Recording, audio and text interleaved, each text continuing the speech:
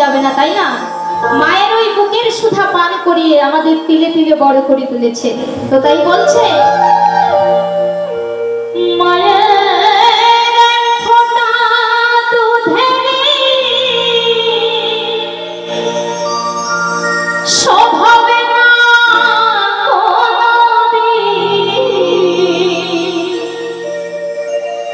জন্ম জন্ম করিলে সাধনা দয়াবতী দরদিনী মা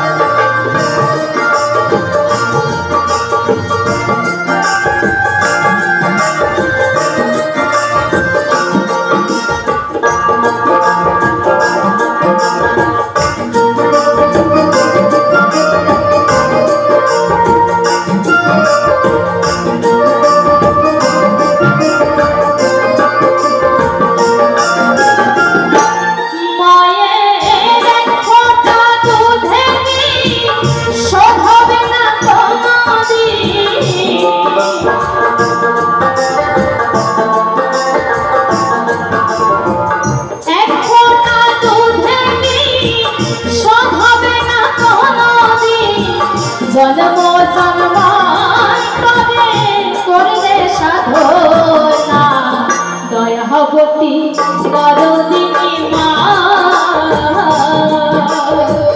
দয়াবতী দরদিনী হয় আমার মা দয়াবতী দরদিনী মা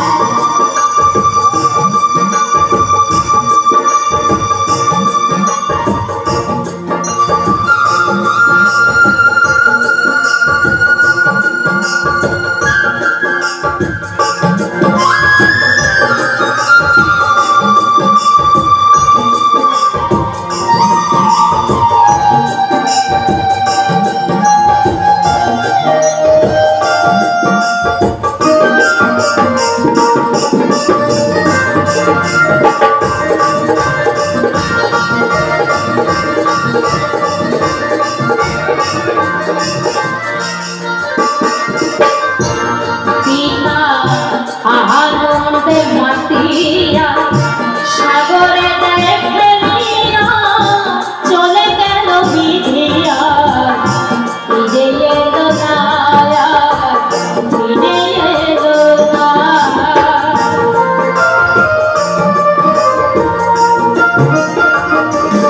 পিতা আনন্দে মাতিয়া সাগরে দেয় ফেলিয়া চলে গেল বিধিয়া ফিরে এলো না ফিরে এলো না মাঝে ধরিয়া চক্ষরে কত কষ্ট করে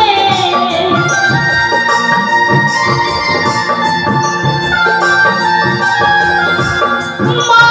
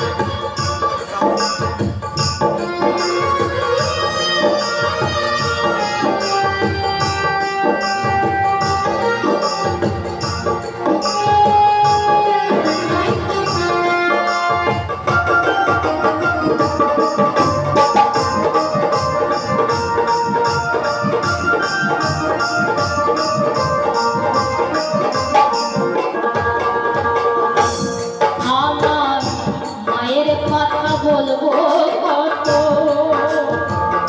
যদি বলি বছর শত, তবু না কুলায় আমার মায়ের বর্ণনায়, আমার মায়ের বর্ণনা।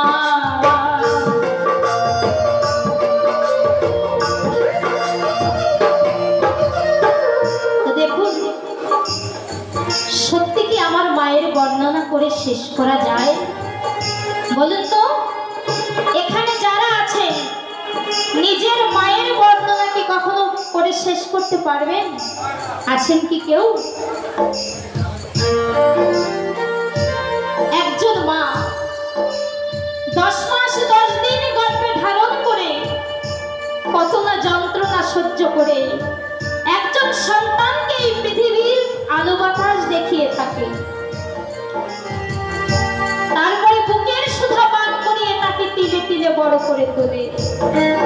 আরো কি করে বাবা? তার মলমূত্র পরিষ্কার করে, তার মতো নোংরা ঘেটে তাকে পরিষ্কার পরিচ্ছন্ন করে আস্তে আস্তে বড় করে তোলে। তো এখন দেখা যায় এমন সন্তানেরাও আছে, এমন সন্তানেরা যে মা তোমার নোংরা ঘেটে তোমাকে বড় করে তুলেছে, এখন দেখা যায় বড় হয়ে সেই মায়ের নোংরা ঘেটবে না বলে মাকে একটু ভালো জায়গায় স্থান দিতে পারে না। সন্তানেরা বড় হয়ে কি করে থাকে? আস্তে অর্থ উপার্জন করে, বড় বড় বাড়ি তৈরি করে, তো সেই বাড়িতে সেই প্রাসাদে থাকার মতো মায়ের জায়গা হয় না। অনেক সময় দেখা যায় যে মাকে বারান্দায় ফেলে রেখেছে। তো কেন রেখেছে?